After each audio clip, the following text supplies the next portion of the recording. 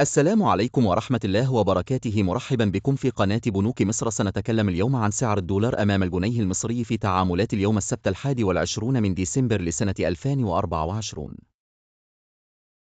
سجل الدولار الأمريكي مقابل الجنيه المصري في تعاملات اليوم السبت 21 من ديسمبر لسنة 2024 استقرارا ملحوظا وفقا لآخر تحديثات شاشات عرض أسعار العملات أمام الجنيه المصري.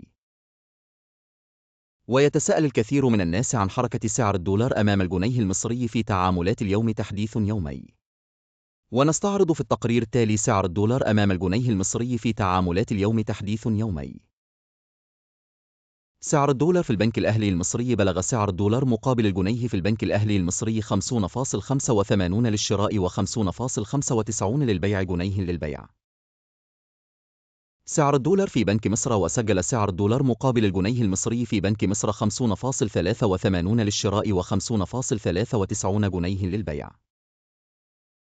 سعر الدولار في البنك التجاري الدولي CB. وبلغ سعر الدولار مقابل الجنيه المصري في البنك التجاري الدولي 50.86 جنيه للشراء و50.96 جنيه للبيع.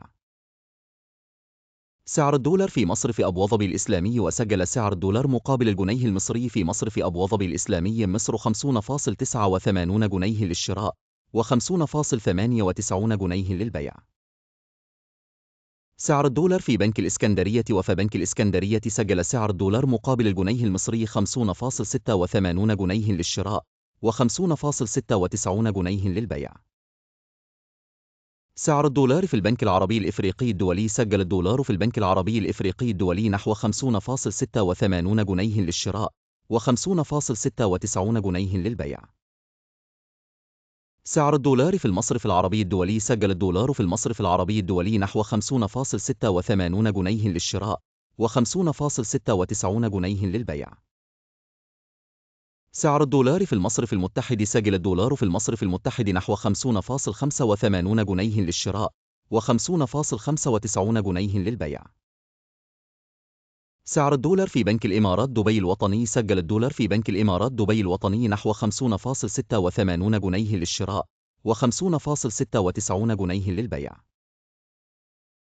وفي النهاية لا تنسوا الاشتراك في القناة وتفعيل زر الجرس والإعجاب بالفيديو.